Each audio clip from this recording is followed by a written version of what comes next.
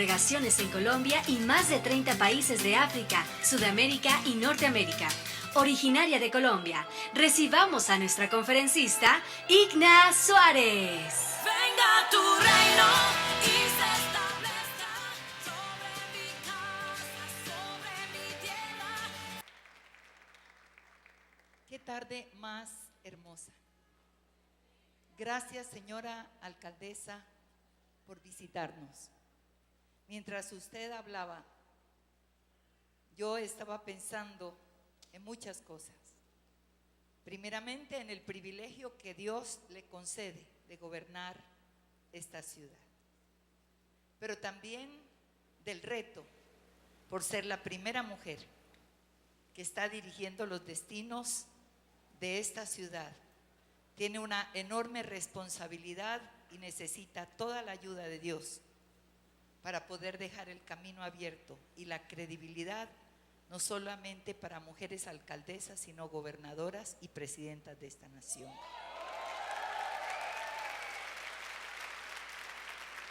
Usted está abriendo brecha y hay que dejarla bien abierta. Y solo la puede dejar abierta con la ayuda de Dios. Hubo una mujer en el tiempo de los jueces, en el capítulo 4 de la Biblia que le acaban de entregar. Usted va a leer la historia de una mujer maravillosa. Se llamó Débora. No era este tiempo, era un tiempo muy difícil donde la mujer no tenía ninguna trascendencia. Y dice que la nación estaba viviendo uno de los periodos más críticos que se conoce en la historia de Israel como el tiempo de los jueces. Para que se dé una idea, el libro de los jueces termina con el último verso y dice: en aquel tiempo no había rey en Israel y cada uno hacía lo que bien le parecía. Cuando usted asumió esta gobernación, seguramente que la recibió posiblemente en cuidados intensivos. Y le va a tocar pedirle a Dios que le ayude a restaurar. Y en la época que Débora gobernó, la nación estaba en caos. La maldad y la violencia estaba por todas partes. Y a Dios le plació en ese tiempo no levantar un hombre, sino una mujer. Y la sacó del contexto doméstico. Y Débora gobernó 40 años y por 40 años la nación tuvo paz. Dice que gobernó 40 años y por 40 años la nación tuvo paz. Era una mujer que pudo gobernar con la sabiduría de Dios. Fue una mujer doméstica. Era esposa, era madre. No dice que tuvo hijos, pero en el contexto de la nación de Israel no hubiera podido aceptar una mujer estéril. Tuvo que haber tenido hijos con su esposo, que no tenía un bonito nombre, pero un significado tremendo. Se llamaba Lapidot. Significa uno que brilla y uno que proyecta luz. Fabricante de lámparas. Débora brilló con esa luz, la luz de su esposo, el respaldo de su esposo. Usted es sola, pero tiene a Dios, y Dios va a ser su respaldo, su esposo, y Dios la va a guiar. Si usted lee la historia de Débora, se va a animar a seguir gobernando. Si usted lee la historia de Débora, sabrá que fue una mujer con tanta sabiduría y con una voz profética para la nación, y que Dios la respaldó en todo. Trajo orden a la nación, trajo paz a la nación y trabajó como usted está trabajando con su tesorero, en sinergia con los hombres. Como mujeres no estamos llamados a hacer a un lado a los hombres. Este no es mi mensaje, pero siento compartir esto antes de mi mensaje. Dios le dio a los hombres un don mayor que el que le dio a las mujeres. Fuimos creados en igualdad de dignidad, hechos a la imagen de Dios. pero repartió dones a cada uno para trabajar en complementación, como usted lo dijo. Y a los hombres les dio un don maravilloso, que es el don de liderar, un don de autoridad. Pero a las mujeres nos dio otro don que a ellos no se los dio en igual medida. Nosotros tenemos autoridad, usted tiene autoridad, tenemos autoridad en casa también como madres, usted tiene autoridad en la ciudad. Pero a las mujeres nos dio un don para trascender impresionante y se llama el don de la influencia. Influencia significa el poder y la autoridad que hay sobre una persona para producir cambios. Y la mujer o puede ejercer una buena influencia o una mala influencia. Y yo estoy segura que usted no está aquí por casualidad, que no se le ha dado ese libro de leyes por casualidad y que de aquí en adelante usted va a ser un mejor gobierno, muchísimo mejor, que dejará el camino abierto para futuras mujeres. Me encanta que usted sea mamá, me encanta que le ha tocado tomar las riendas y hacer frente y no quedarse llorando en la ceniza del abandono, sino que ha demostrado la dignidad delante de sus hijos y ahora delante de este pueblo de León tan hermoso. Mis oraciones por usted, mis respetos por usted, y que esta siga siendo su casa y que jamás se aparte de la mano de Dios. Él la llevará mucho más allá, Él la llevará a trascender mucho más allá. Confíele y Él hará.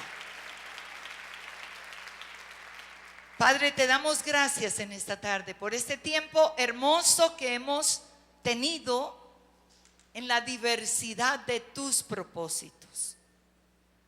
Gracias, Señor, por convocarnos y por traer para este tiempo, a través de las diferentes conferencistas, una palabra que nos rete y que nos lleve mucho más allá de donde estamos. Te damos la gloria y te damos la honra a ti, mi Señor. En el nombre de Jesús. Amén. El ministerio de mujeres de esta iglesia, liderado por nuestra amada, pero amadísima. Ustedes tienen una líder que, como dijo la señora alcaldesa, ella vive sonreída, siempre vive sonreída. Nunca la he dejado de ver. Yo no sé si cuando pelea con el esposo sigue sonriendo, pero Angélica, el nombre lo dice, un ángel. Es mujeres que trascienden y habla de mujeres que van mucho más allá de donde muchas mujeres se quedan, mujeres que avanzan, mujeres que se salen de la rutina, de lo común. Pero el lema del Congreso este año, según lo que yo recibí, es del Ministerio de Mujeres que Trascienden, y tienen un texto muy hermoso basado en Jeremías capítulo 31, y permítame leerlo, versículo 16, y yo le añado el 17 porque es el complemento. Así ha dicho el Señor: reprime del llanto tu voz y de las lágrimas tus ojos, porque salario hay para tu trabajo, dice el Señor, y volverán de la tierra del enemigo. El 17, esperanza hay también para tu porvenir, dice Jehová, y los hijos volverán a su propia tierra.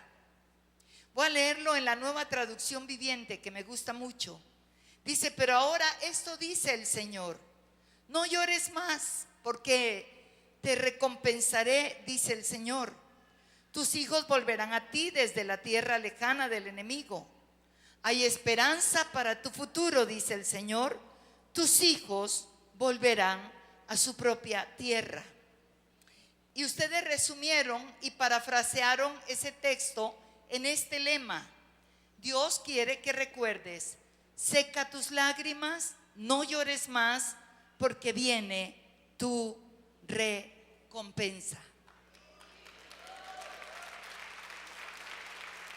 La Biblia dice en el libro de Eclesiastés, capítulo 3, verso 1, 2 y 3, que todo tiene su tiempo. Que hay un tiempo de llorar, pero hay un tiempo de reír. Que hay un tiempo de sufrir, que hay un tiempo de vivir, que hay un tiempo de morir, que hay un tiempo para estudiar, que hay un tiempo para ejercer el estudio. Bueno, la Biblia habla de diferentes tiempos.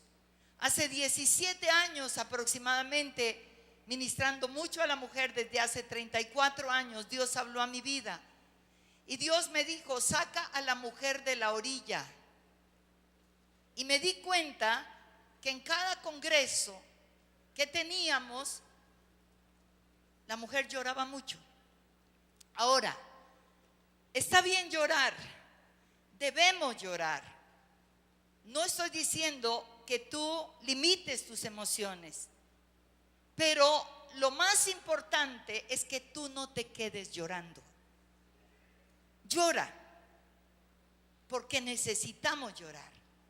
Un abandono, una separación, la muerte de un ser querido, la pérdida económica, tantas cosas nos llevan a un tiempo de dolor y hay que llorar. Pero siempre digo a la mujer, no te quedes llorando, vamos por más. Y este texto de Jeremías habla de eso. Llora, pero no sigas llorando, porque yo tengo en cuenta cada una de tus lágrimas y vendrán días donde yo traeré para ti y para los tuyos recompensa. Dios es un Dios de recompensa. Dios es un Dios de restitución, de restauración. Y ese es mi mensaje que quiero compartir en esta tarde. Y lo he llamado restitución. Y lo he basado en el Salmo 126. Acompáñeme por un momento, es uno de los salmos cortos que tenemos en la Escritura. Permítame leerlo porque aquí voy a basar los puntos de mi mensaje en esta tarde. Dice el salmista: cuando Dios hiciere volver la cautividad de Sión, seremos como los que sueñan. Si usted lo tiene en pantalla, léalo conmigo. Entonces, diga, nuestra boca se llenará de risa y nuestra lengua de alabanza. Entonces dirán entre las naciones: grandes cosas ha hecho Jehová con estos. Grandes cosas ha hecho Jehová con nosotros. Estaremos alegres. Aleluya. Y luego dice el verso 4: haz volver nuestra cautividad, oh Jehová, como los arroyos del Negev. Lea conmigo el verso 5 y 6, pero léalo con pasión, por favor. Dígalo conmigo: los que sembraron con lágrimas, con regocijo segarán. Irá andando y llorando el que lleva la preciosa semilla, mas volverá a venir con regocijo trayendo sus gavillas. Bendito sea el Señor. Ahora, para que usted entienda bien acerca de restitución y para que usted entienda bien de lo que el salmista está hablando, permítame ir al contexto de este salmo. Este era un tiempo de profundo dolor y de abatimiento y de depresión. Habla de la cautividad que tuvieron los israelitas por 70 años en Babilonia. La nación prácticamente estaba acabada.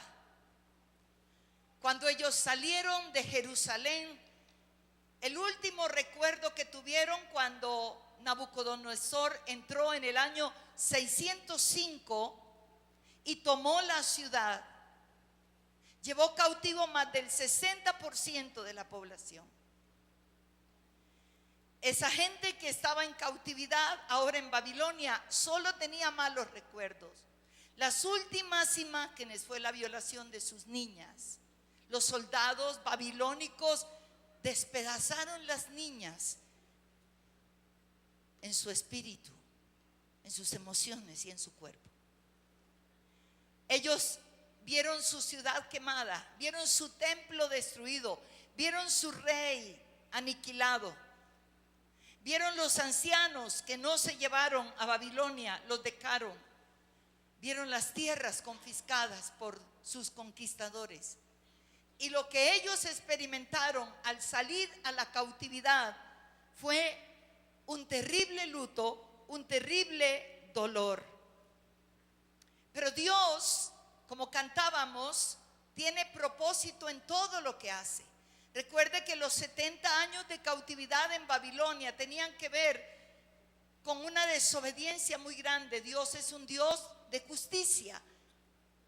Y Dios tuvo que castigar a esta nación y llevar la cautividad a Babilonia para que al mismo tiempo los babilónicos pudieran tener el conocimiento de Dios. Pero Israel no entendía esto. Solo vieron la desolación y vieron la muerte y vieron la destrucción. Y ahora Dios, a través de este salmo, les está trayendo esperanza. Y en este salmo Dios habla de restitución. Y esta tarde Dios quiere traer esa palabra a cada una de ustedes, mujeres, que han tenido que vivir tiempos de desolación. Tal vez lo que hay en tu mente y en tu corazón son recuerdos de profunda tristeza. El lamento de aquello que tuviste y ahora no tienes. Un hogar destruido, un matrimonio destruido.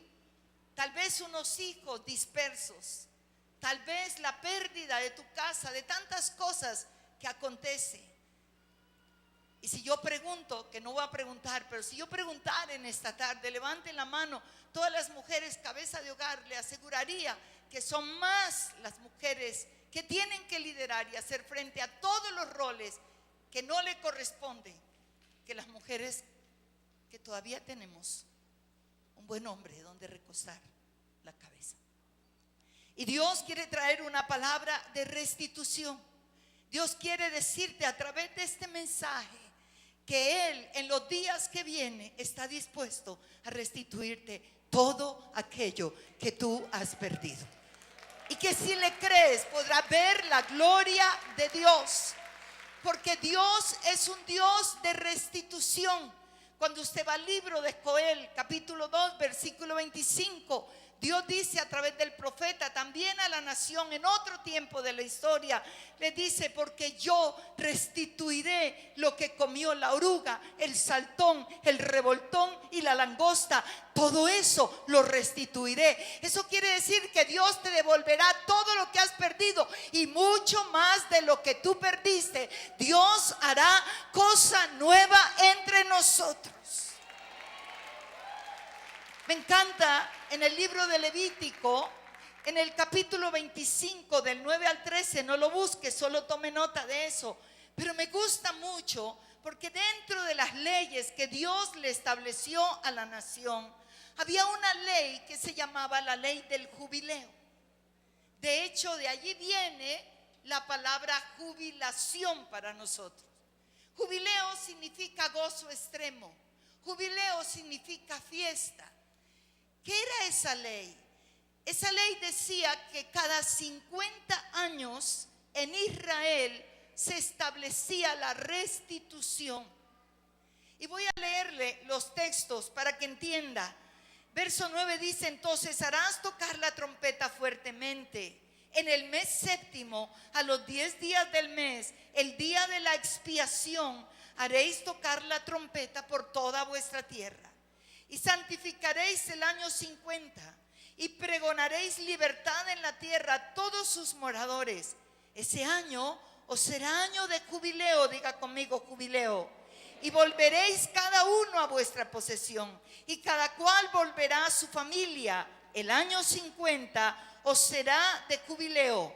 No sembraréis ni segaréis lo que naciere de suyo en la tierra, ni vendimiaréis sus viñedos, porque es jubileo. Santo será a vosotros, el producto de la tierra comeréis. Verso 13: en este año de jubileo volveréis cada uno a vuestra posesión. ¿Sabe que esta ley fue una ley que mostró la misericordia de Dios. Usted sabe que cuando ellos llegaron a Canaán, la tierra fue repartida entre las diferentes tribus. Y el deseo del corazón de Dios era una nación próspera. Nunca quiso que su pueblo careciera de nada. La tierra fue dividida en las tribus y a la vez cada tribu, el territorio que recibió, lo dividió entre las familias de su tribu. Ellos recibieron casas, ellos recibieron tierra para sembrar, de lo cual vivían. Pero la mala administración y los malos negocios llevaron al pueblo al endeudamiento y a ir perdiendo la posesión, como ocurre hoy en día cuando perdemos casas, cuando perdemos tierra, cuando perdemos muchas cosas a causa del mal manejo de nuestras finanzas.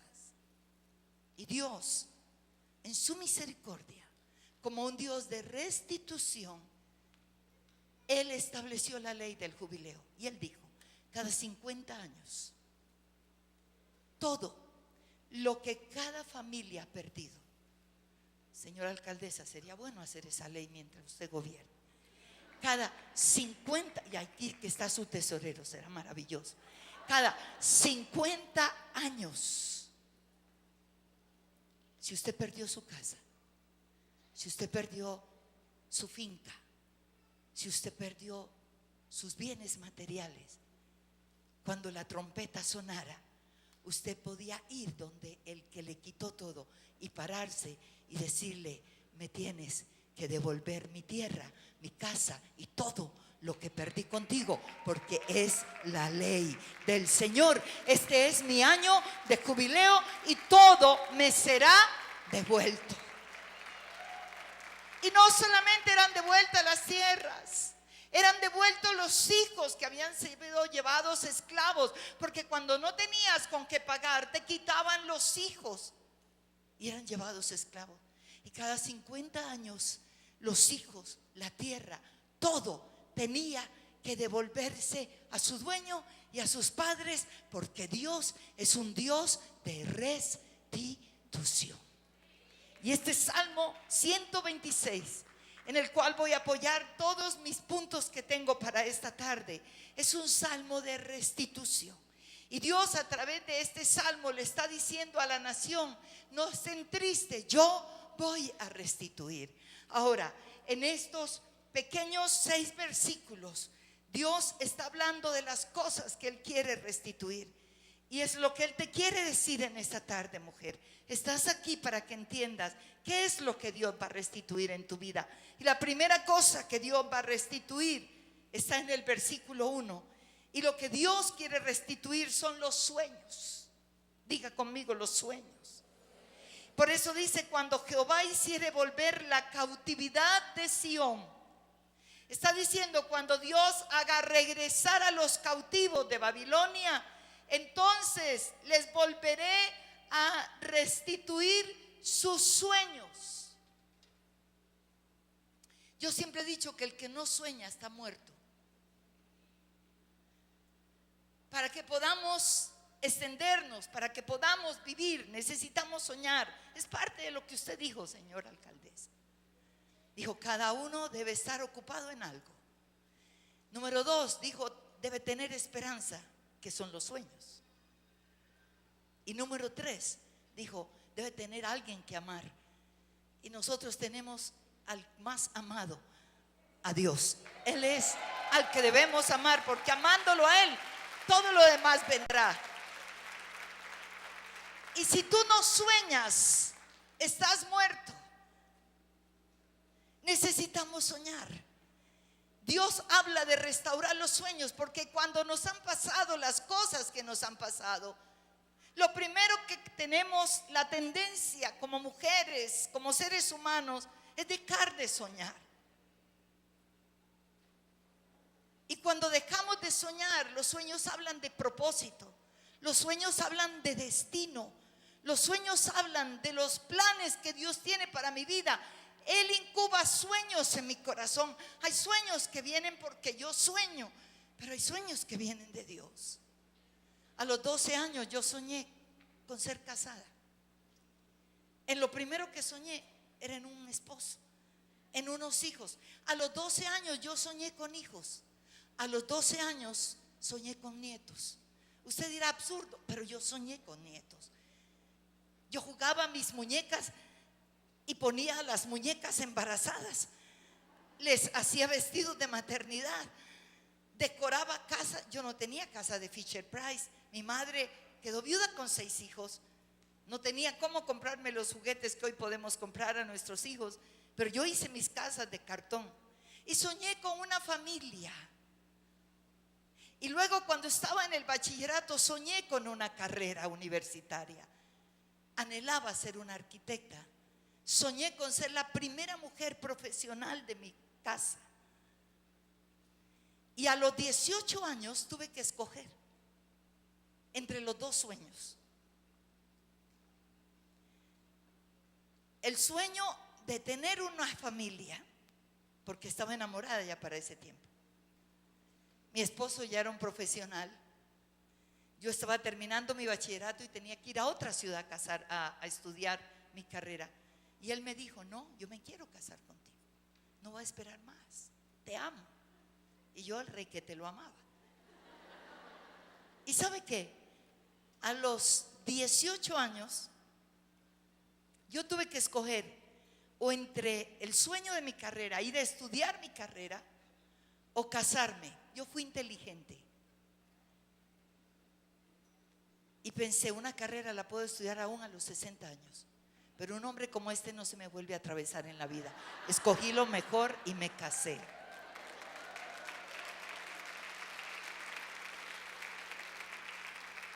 El 13 de agosto de este año, mi esposo y yo cumplimos 48 años de casados.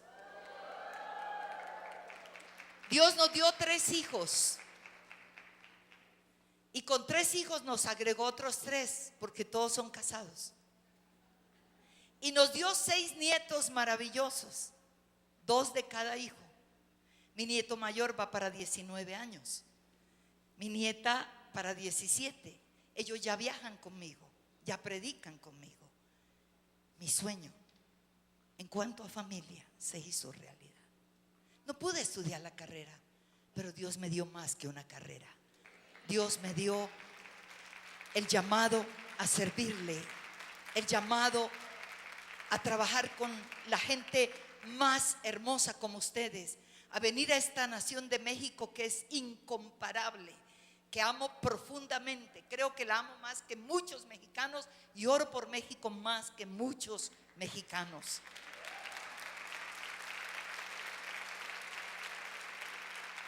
Dios en este salmo habla de restaurar los sueños. Para ellos salir de la cautividad tenían que volver a soñar, quitar los recuerdos de orfandad, de dolor, de desilusión, de soledad, de pérdida. Y Dios esta tarde, mujer, quiere que pares de llorar y comiences a tener la capacidad de Él puesta en ti de soñar otra vez. Ahora, no me digas: lo primero que voy a soñar es con otro hombre. No, déjalo a un lado. Sueña con el más grande hombre, que es Él, y Él sabrá darte por añadidura todo lo que tú necesites. ¿Me entiendes? Dios es un Dios cumplidor de sueños y cumplidor de promesas, como cantábamos. Si es que la primera cosa en restitución, Dios le dice a este pueblo: serán como los que sueñan, volverán a soñar. La segunda cosa que Él quiere restaurar junto con el sueño está en el versículo 2. Entonces, dice Dios, nuestra boca se llenará de risa y nuestra lengua de alabanza. Y la segunda cosa que Dios te quiere restaurar es el gozo. Diga conmigo: gozo, gozo, gozo. No estoy hablando de alegría. La alegría realmente está condicionada a nuestras emociones. Hay gente que se emborracha, ríe toda la noche, hace a través de los tragos. Yo he visto gente tímida, pero que cuando está con tragos hace lo que nunca ha hecho, lo que había soñado hacer, lo hace borracho. Y al otro día está miserable, en resaca, como dicen en muchos países, en guayabo, como dicen en mi país. Y quién sabe qué brutalidades cometí. La alegría depende de las circunstancias. Todo está bien, estamos alegres, pero el gozo no depende de las circunstancias. Usted puede estar viviendo una situación crítica, pero aquí adentro usted puede tener el gozo, porque el gozo no depende de nosotros, sino de Dios, de su Espíritu Santo, que te llena el corazón de gozo. No importa lo que estés viviendo, tu vida puede estar llena de gozo. Y ellos habían perdido el gozo en la cautividad. Ellos habían perdido esa alegría que viene de parte de Dios. Si usted mira un poquito más adelante, el Salmo 137 es la historia de ellos en Babilonia. Y aquí dice: junto a los ríos de Babilonia, allí nos sentábamos, dice, y aún llorábamos y nos acordábamos de Sión. Sobre los sauces en medio de ella colgábamos nuestras arpas. Ellos habían perdido el gozo. Ellos dicen que llegaron a la cautividad en Babilonia y en lugar de estar activos se sentaron a llorar, se sentaron a lamentarse. O como los israelitas en el desierto, en Egipto comíamos melones, comíamos pescado, y aquí solo maná, maná, maná. Y en la cautividad en Babilonia ellos lloraron. ¿Sabe? Tomaron sus arpas y las colgaron en los árboles. Decidieron no volver a cantar.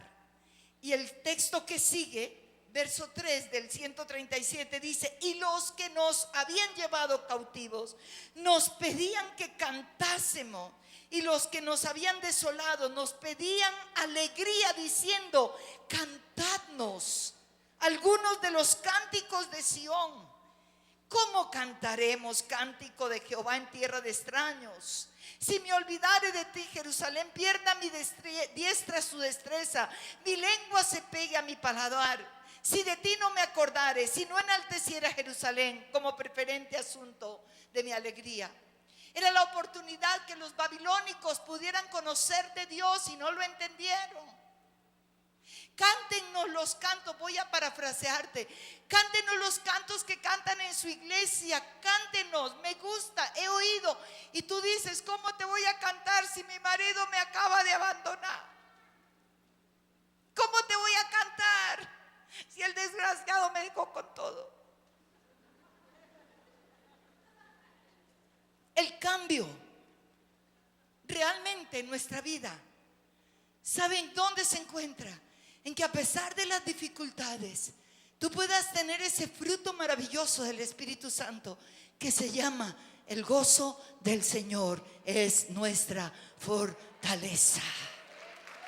No que no sientes, pero el gozo no te lo puede quitar absolutamente nada. Usted sabe que en el año 2013 yo casi pierdo a mi esposo.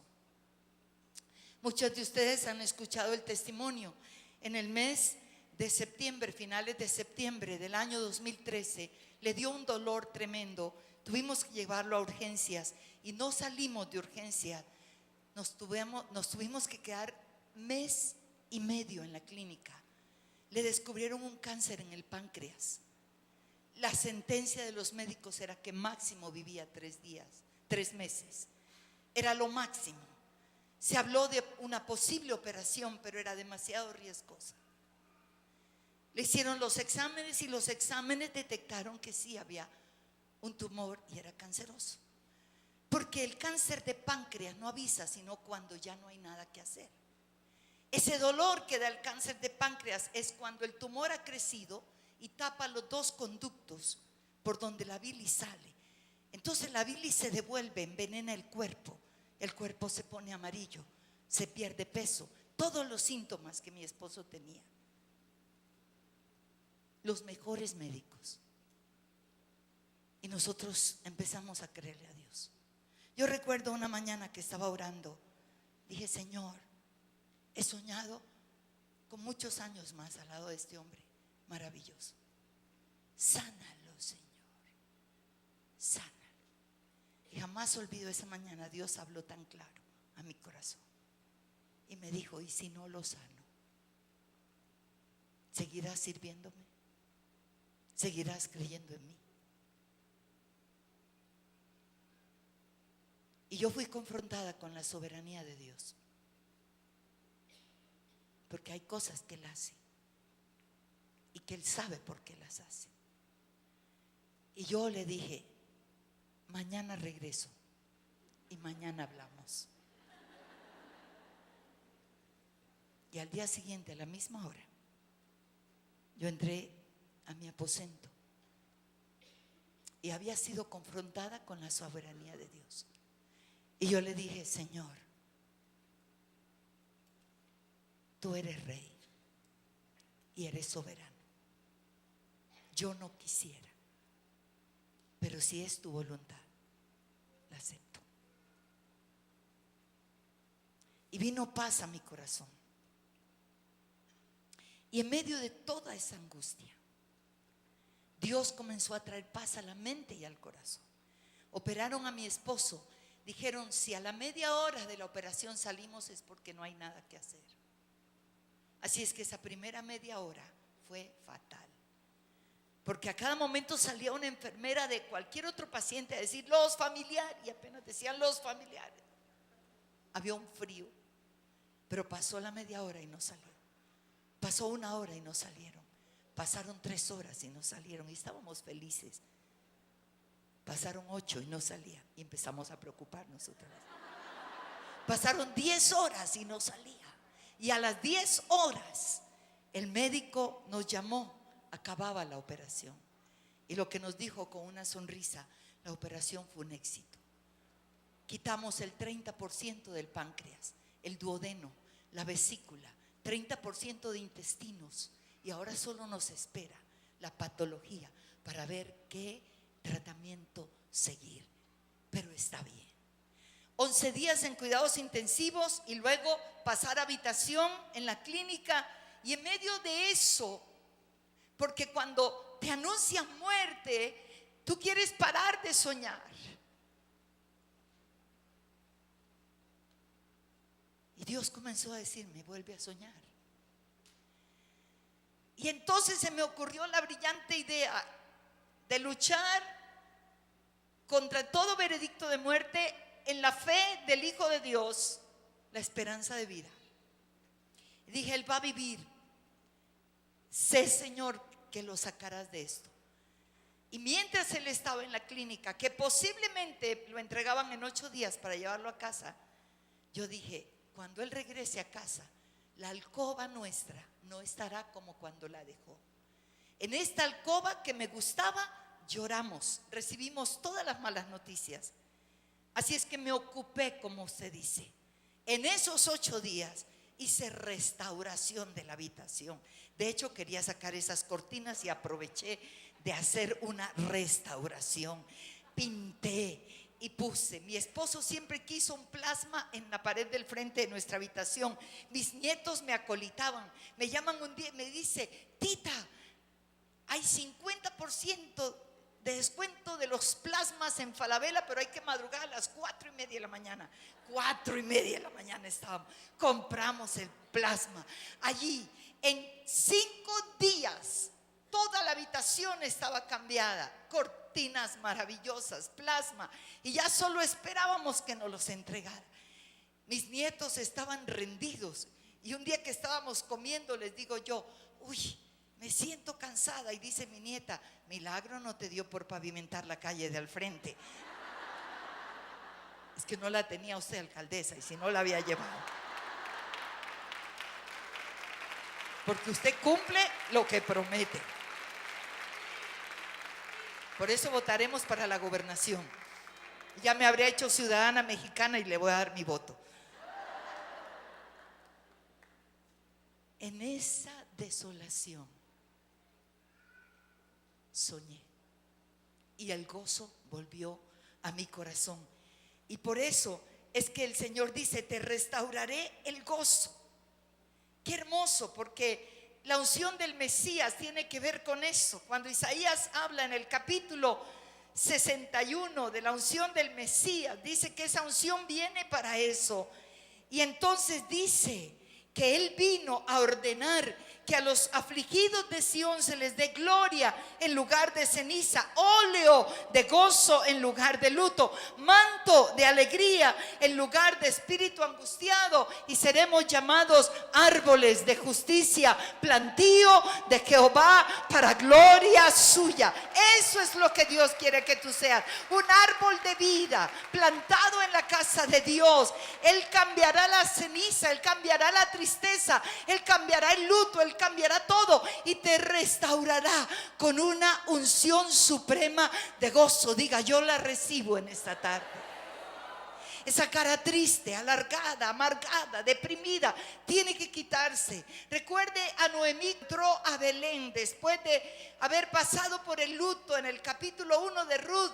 Y ella regresa a Belén. Había perdido su esposo, había perdido sus hijos, había perdido sus tierras. Y cuando ella regresa, los vecinos la miraban y le decían: ¿es esta Noemí? No, no puede ser. Porque Noemí significa placentera, llena de gozo. Y ahora ella venía amargada. Y ella dice: no me llamen Noemí, llámenme Mara, porque en grande amargura me ha puesto el Todopoderoso. Yo me fui llena de aquí, volví vacía. Y Noemí había determinado quedarse en la tristeza. Pero Dios la vuelve a Belén, y en Belén le restaura su tierra, le restaura su familia y le restaura su gozo y su propósito para el cual Él la había creado. Bendito sea el Señor. Así es que este salmo habla de que Dios te quiere restaurar los sueños y Dios te quiere restaurar el gozo. Volviendo al Salmo 126, la tercera cosa que Él quiere restaurar, Él quiere restituir a tu vida, es la manifestación de su omnipotencia sobre ti. El versículo 3 dice: grandes cosas ha hecho Jehová con nosotros, estaremos alegres. Voy a leer desde el versículo 2 para que usted lo entienda. Entonces nuestra boca se llenará de risa. Léalo conmigo en pantalla. Diga: mi boca se llenará de risa. Y dígalo duro: y mi lengua de gratitud y alabanza. Dígalo duro: entonces diré entre las naciones. Diga: proclamaré entre las naciones. Grandes cosas ha hecho Jehová con estos. Grandes cosas ha hecho Jehová con nosotros. Estaremos alegres. Y Dios dice que Él restituirá, y escuche bien esto, la manifestación de su omnipotencia sobre tu vida. Tú estás pensando que todo se ha perdido. No, no, esto es un tiempito. Como dice el libro de Hebreos, míreme aquí, dice: un poquito de tiempo y el desierto pasará, y lo que ha de venir vendrá, y Dios manifestará su poder con nosotros. Es tanto el poder que Dios iba a traer sobre ellos, que las naciones alrededor dirían: Dios ha hecho grandes cosas con estas personas. Pero no solo las naciones.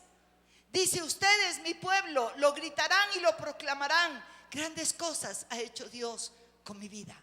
Y yo creo que este es un tiempo donde Dios quiere volver a restaurar esto. Una de las cosas más maravillosas de conocer a Dios es que Dios no es un Dios lejano. Por eso la vida cristiana no es una religión. La religión te da una imagen pálida de Dios. Religión es el esfuerzo humano por agarrarse de Dios, cuando Dios ya te quiere agarrar a ti. Es vida, es conocerlo, es experimentarlo. Es una experiencia donde tú no solamente vas a experimentar el amor de Dios hacia tu vida, hacia tus hijos, hacia todo lo que es tuyo, sino que Él va a manifestar su poder en diferentes áreas de tu vida. En este trabajo en Dios es maravilloso poder oír, conocer a través de la consejería tantas historias. Hay una mujer que trabaja en la agencia de viajes con la cual hago todos mis trámites. Es una agencia cristiana. Ella se llama Yolanda, la conozco hace 18 años. A Yolanda la abandonó su esposo con 2 chiquitos. Quedó sumida en la pobreza.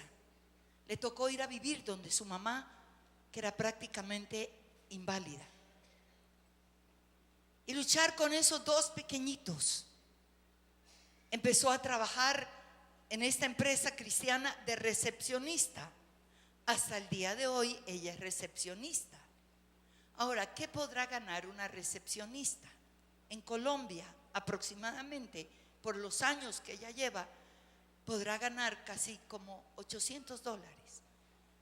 Más o menos es el salario. Yoli es una mujer muy hermosa, es una cristiana de verdad.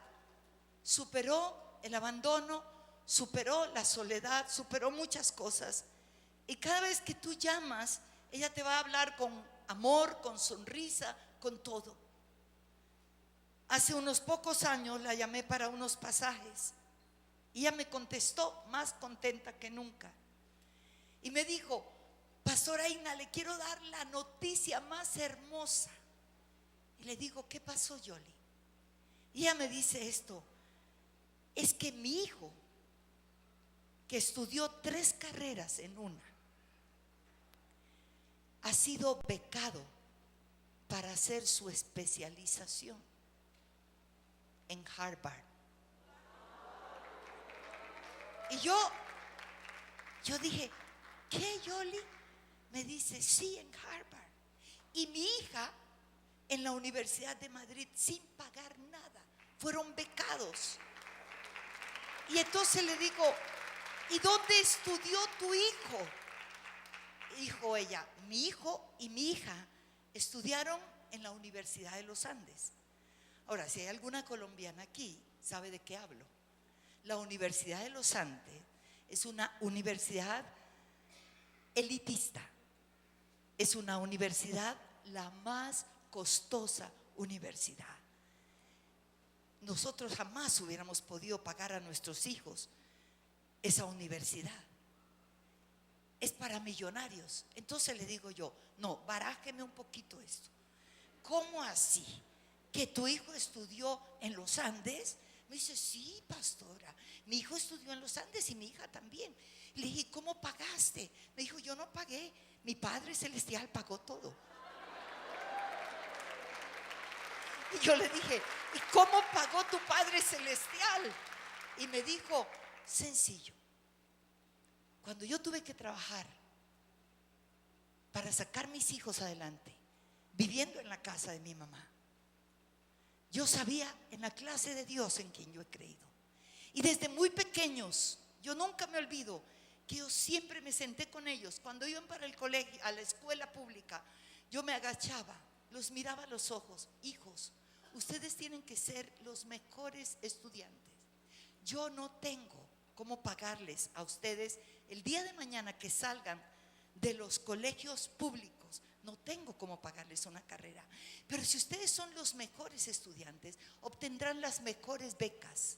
Sus hijos en las escuelas públicas fueron los mejores estudiantes. Y cada vez que salen mejores estudiantes con el más alto puntaje del ICFES, son premiados con becas para estudiar en las mejores universidades. Y a ella, a sus hijos, los premiaron con la Universidad de los Andes. Ellos hicieron 2 carreras en uno. El otro hizo 3 carreras en uno. Y ahora se graduaron de sus carreras con las más altas notas. Y la Universidad de los Andes tiene convenio con la Universidad de Harvard para que los mejores estudiantes de los Andes sean becados en Harvard sin pagar absolutamente nada. Sus hijos estudiaron en Harvard, su hijo y su hija en Madrid, en la Universidad de Madrid. ¿Y qué día la llamo y le digo: Yoli, ¿cómo vas con tu hijo? Me dice: mi hijo ya no vuelve. Los Estados Unidos lo tomaron para trabajar con ellos porque mi hijo fue brillante. Y ella dice, fue como Daniel y como José en Egipto y en Babilonia. Y me dice, y ya no vivo con mi madre, ya mis hijos me pagan mi apartamento. Estoy trabajando de hobby porque no quiero dejar de hacer lo que tenía que hacer, pero ahora mis hijos me sostienen. Y dice, y todos mis familiares inconversos ahora quieren conocer al Dios que pagó la universidad y la especialización de mis hijos. Una mujer que conoció la omnipotencia de Dios. El Dios que todo lo puede, el Dios que para Él no hay nada imposible, el Dios que puede tomar tus hijos y llevarlos a las naciones porque serán conocidos, como dice la palabra en Isaías 61. Al terminar de hablar de la unción del Mesías, es hermoso cuando dice que esa unción está para restaurar las ruinas antiguas, los asolamientos primero, los escombros de muchas generaciones, aquellos escombros de herencia, de destrucción, de pobreza. Nuestros hijos no tienen que ser así. Isaías 61 termina diciendo en el versículo 9, y la descendencia de ellas, de ellos, será conocida entre las naciones, y sus renuevos en medio de los pueblos, y todos los que vieren tus hijos reconocerán que son linaje bendito de Jehová. Aleluya. Los pedirán. Él restituirá tus sueños. Él restituirá tu gozo. Él restituirá la manifestación de su omnipotencia. Y déjeme ir a mi último punto del mensaje, porque Dios va a hacer restitución contigo. Y el cuarto punto de restitución es que Él restituirá tus finanzas. Señor, como a 200 nomás le vas a restituir las finanzas. Él restituirá tus finanzas. Y mire lo que dice el Salmo 126, versículo 4. Dice, haz volver nuestra cautividad, oh Jehová, como los arroyos del Negev. Y aquí lo que está haciendo, una declaración, es una petición. Y es una promesa de Dios, de que Dios restaurará la economía de aquella nación que había dejado su tierra. Usted sabe que ellos vivían de la agricultura, vivían de la vid, vivían del olivo, vivían del trigo.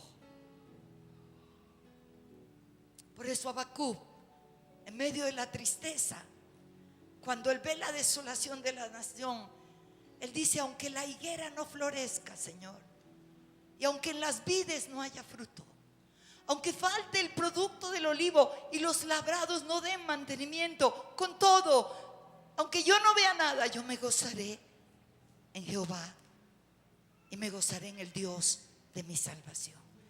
Y el profeta está hablando de la seguridad de que Dios tendría un día para restaurar.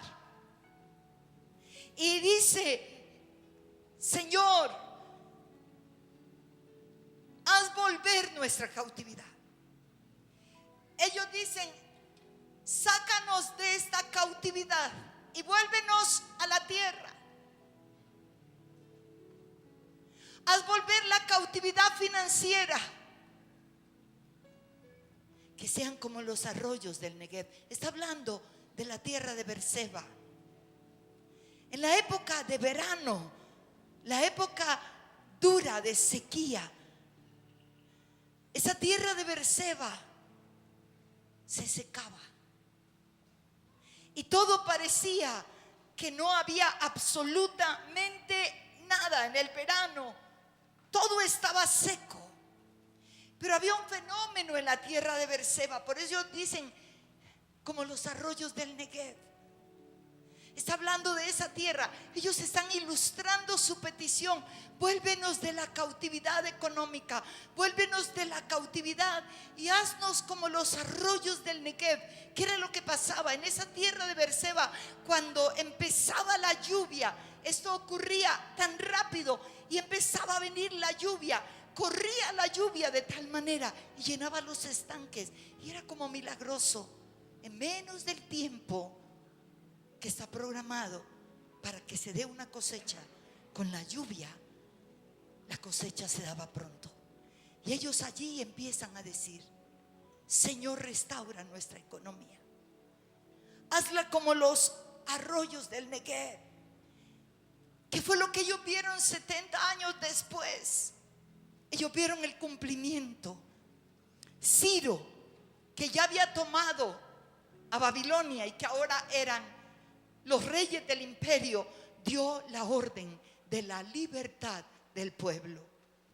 Las tierras les serían de vuelta, el templo sería restaurado, los muros serían levantados, tal como lo describe Isaías en su promesa en el capítulo 41, 17. Dice: cuando los pobres y los necesitados busquen agua y no la encuentren, y tengan la lengua reseca por la sed, entonces yo, el Señor, les responderé. Yo, el Dios de Israel, nunca los abandonaré. Abriré ríos para ellos en los altiplanos, les daré fuentes de agua en los valles, llenaré el desierto con lagunas de agua. Por la tierra seca correrán ríos, alimentados por manantiales. Plantaré árboles en el desierto árido, cedros, acacias, mirtos, olivos, cipreses, abetos y pino. Y dice el verso 20: lo hago para que todos los que vean este milagro comprendan lo que significa que el Señor es quien lo ha hecho y el Santo de Israel lo cumplirá. Bendito sea su nombre. ¡Qué tremendo! El Salmo concluye después de ver que Dios restaurará la parte de la economía.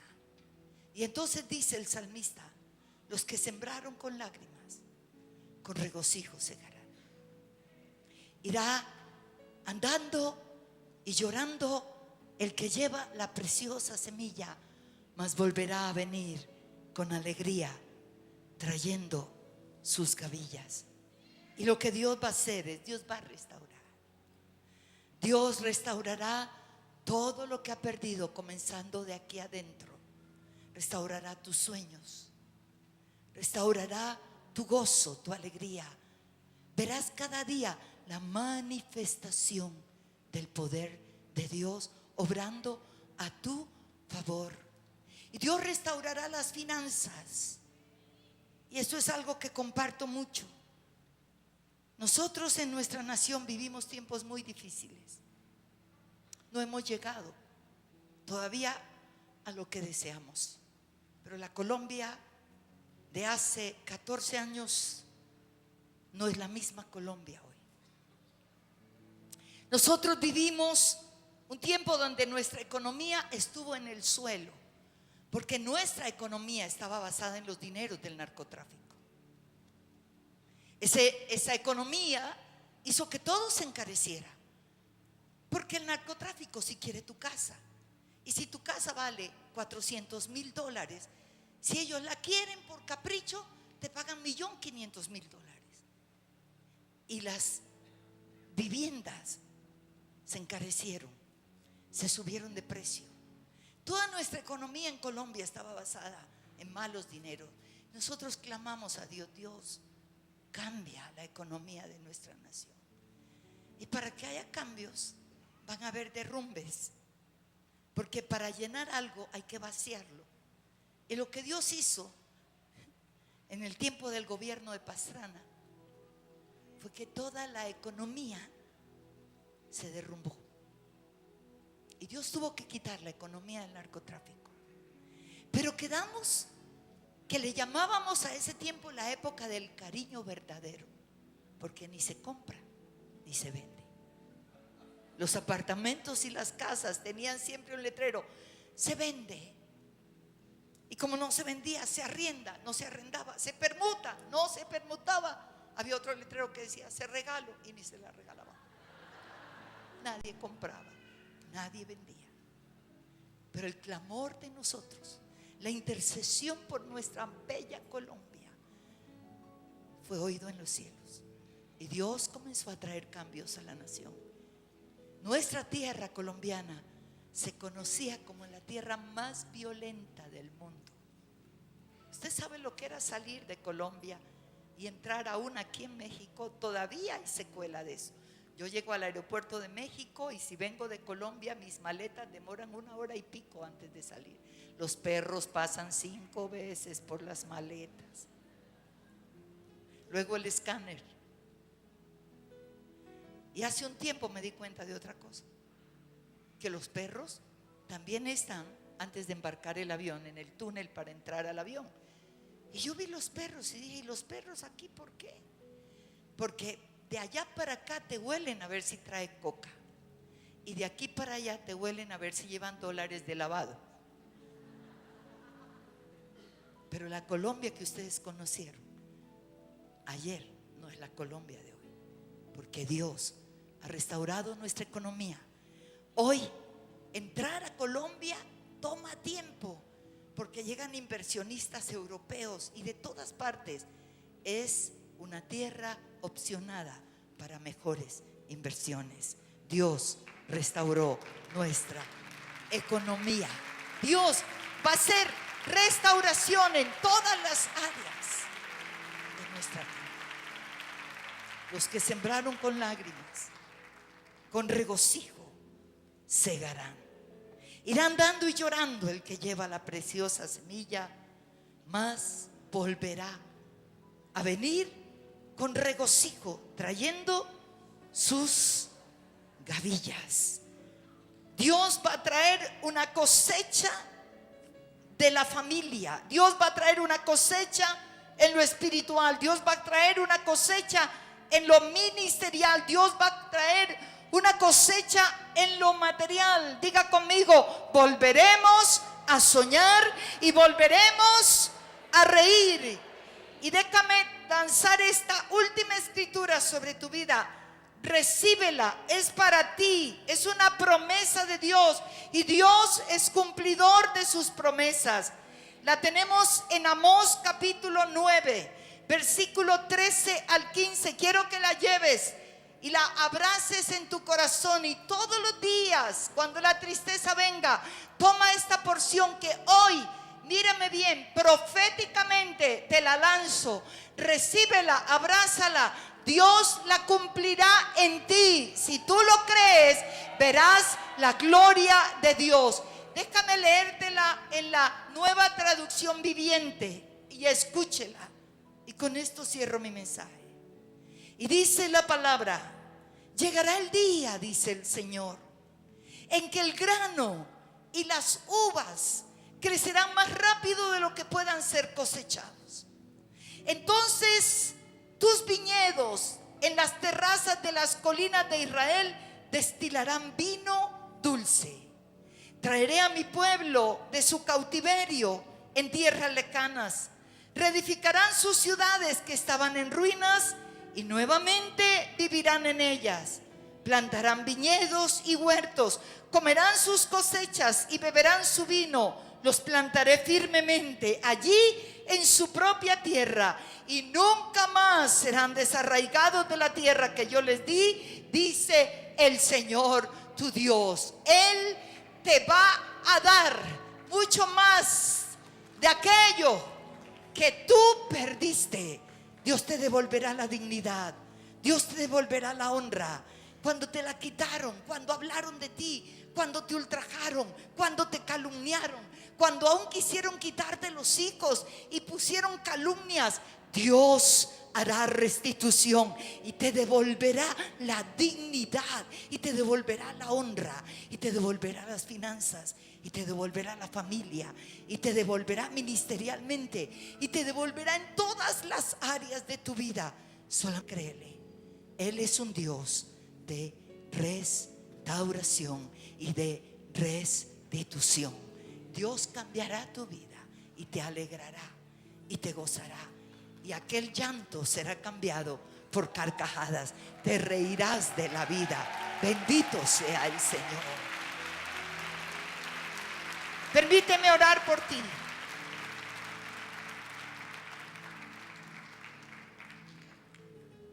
Permíteme orar. Mañana yo voy a trabajar con las mujeres viudas, divorciadas, separadas, madres cabeza de hogar. Y tengo mucho para darles, porque yo crecí con una mujer cabeza de hogar. Mamá quedó viuda con 6 hijos a los 34 años. Yo la vi llorar porque era la más pequeña. Yo fui la última, quedé de 4 años. Mamá me sentaba en sus rodillas y en la impotencia de no tener que darles a sus hijos lloraba. Sus lágrimas cayeron por mi cara muchas veces. Pero mamá lloraba y tenía algo muy lindo. Luego me paraba y se paraba ella, secaba sus lágrimas y decía esta expresión: la vida tiene que seguir. Levantó un negocio y vino un incendio y lo consumió todo. Nosotros quedamos en pijama. Levantó el segundo negocio y el otro incendio le acabó todo. Pero nunca se sintió derrotada. Ella no tenía a Dios como lo tengo yo hoy, pero Dios la tenía a ella. Yo tuve el privilegio de llevar a mamá a los pies de Cristo. Yo la bauticé, yo fui su mentora y la enterré. Ella fue mi heroína. Ella fue una mujer que trascendió. Murió en casa, rodeada de todos sus hijos, de sus nueras, de sus yernos, de sus nietos y de sus bisnietos. Para nuestros hijos, ella fue la superabuela. Ella fue una mujer incomparable. En su cuerpo, en su alma, llevó muchos dolores, pero se levantó. Y cuando conoció a Dios, Dios la hizo resplandecer y la hizo florecer. Ella fue nuestro roble. Comimos del fruto de su vida. Así es que hoy yo te digo: levántate, mujer, y resplandece, porque ha venido tu luz y la gloria del Señor ha nacido sobre ti. Él va a hacer restitución. Levántate allí si necesitas que Dios restaure y restituya. Si has perdido todo, pero en esta tarde, a través de esta palabra, tú sabes que Él vendrá y Él restaurará. Créele a Dios. Levanta tus manos allí. Permíteme orar. Padre, oro en la autoridad que tu palabra me confiere. Oro pidiéndote que respaldes la palabra que me ha tocado predicar en esta tarde.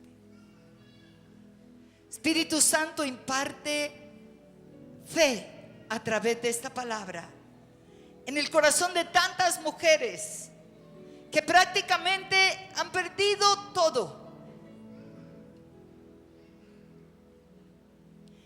Tantas mujeres, Señor, que no solo perdieron lo material, perdieron la esperanza, perdieron sus sueños, sintieron que todo en un momento se derrumbó y se vino a pique. Pero esta tarde no solo tu palabra nos ha retado, sino la vida de esta mujer a quien tú has puesto a liderar en esta ciudad. Una mujer que no se quedó en la ceniza de la separación y del abandono, sino que tomó sus 2 tesoros y ha luchado por ellos y ha trascendido más allá de los límites de su casa. Si tú lo haces con ella, lo puedes hacer con cualquiera de nosotros. Padre, yo te pido que levantes cada mujer. Padre, yo te pido que levantes cada madre, cada mujer que perdió su dignidad, que perdió sus finanzas, que perdió su casa, que perdió todo. Y hoy, proféticamente, yo declaro que en los días que vienen, tú harás conocer la manifestación de tu omnipotencia y milagros financieros y milagros con sus hijos y milagros con sus vidas, puertas de trabajo. Padre, yo te pido que los cielos se abran y la lluvia de bendiciones comience a caer sobre ellas de una manera gloriosa. En el nombre de Jesús, y toda la gloria y toda la honra sea para ti, Señor. Gracias te damos, Señor. Muchas gracias. Muchas gracias. Muchas gracias. Todo haces nuevo otra vez. Dile con nosotros. Todo haces nuevo otra vez.